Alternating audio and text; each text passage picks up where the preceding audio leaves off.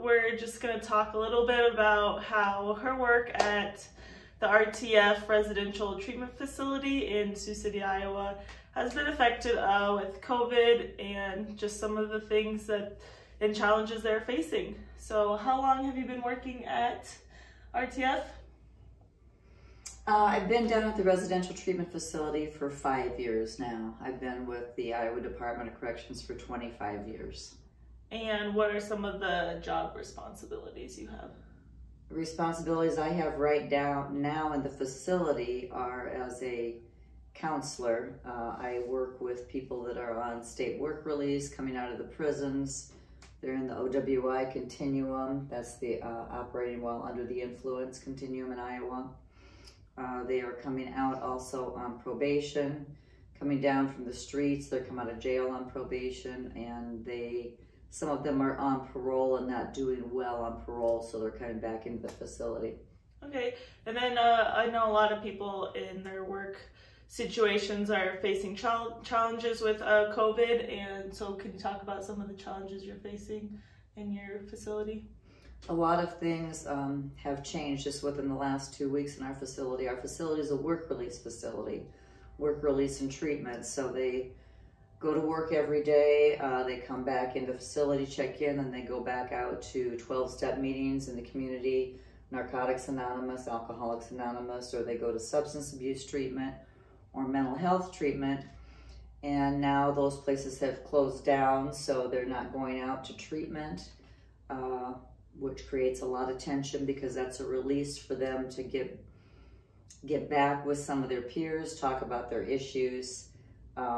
They are having some one-on-one sessions with their counselors, but they can't have any group sessions because groups have to be less than 10 now. And they just don't have enough staff at the treatment facilities to get their groups down that small. Most groups are 20 people. Mm-hmm. So we're working on doing like the telecounseling, and that we've got some limitations on that as far as space where people can have a confidential meeting with their counselor, and then also with devices. We don't have laptops and notebooks for everybody. So we have got a cell phone, we've got 2 notepads that we're getting hooked up right now for Wi-Fi, but the connections are very slow. It's not a good feed. So that's been a problem. The other thing that's been a big change and a stress in our facility is that we have cut down back on furloughs, no furloughs, so they can't go out to see family. They can't go to their families' homes because of community contact and social distancing. So they don't get to see their kids. We have places for them to have visits in the facility, but that's ended now too, because of social distancing. Mm-hmm. So our people, their world has just, like everybody's, it has just really narrowed, and they've just got each other. And that's not always good. Mm-hmm. When you're just inside a facility with other people that have the same issues, people are on meds, there's a lot of tension. It's pretty quiet. We've had a couple of eruptions with people faking that they've got COVID just to get out, and then that's caused additional reactions by staff not knowing if they're being honest or not. Then what do we need to do to protect everybody else? Mm-hmm. So it's a pretty tense situation right now. Yeah, I can see that. And then in some of the pictures that you've shown me with social distancing, you guys have set up orange tape around your desks so you can keep the distance between you and your clients. We're doing the 6-foot distance around our reception areas. We're not having any not supposed to have any client contact closer than 6 feet now. I'm in the residential facility. There's no way that you can keep that distance. Mm-hmm. I walk down the hallway, they're going to a shower, they're going out, you're passing. They catch you and stop you and ask you a question. You're about 3 feet apart.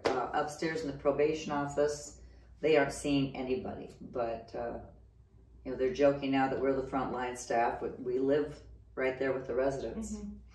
And so with these challenges that you are facing, have you realized some of the important aspects of your jobs that you might not have realized before COVID kind of took over?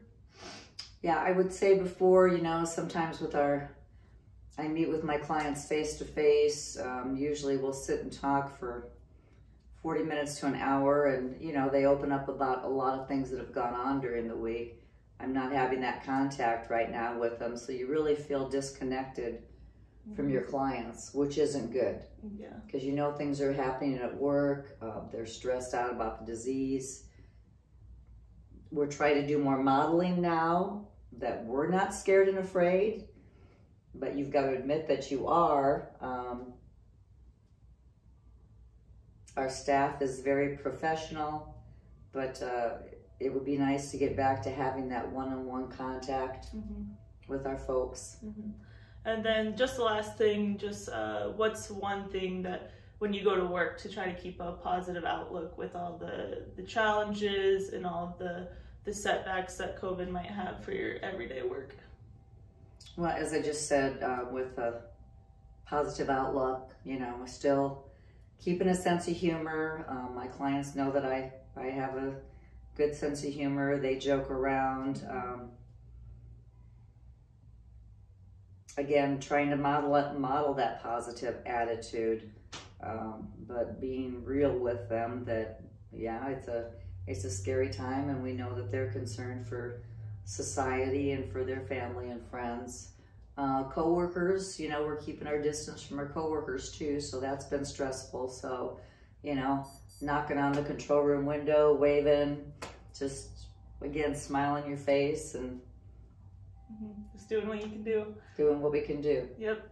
Well, I just want to thank you for sitting down and talking with me, and I hope the rest of your week goes well at work. Thank you. And I mean, she's stuck with me now since I moved back home, so that's another part of the stressful changes with COVID. So we're all happy we're in close quarters again, and not having the distance between Sioux Falls and home. So once again, thank you for talking to me. Welcome.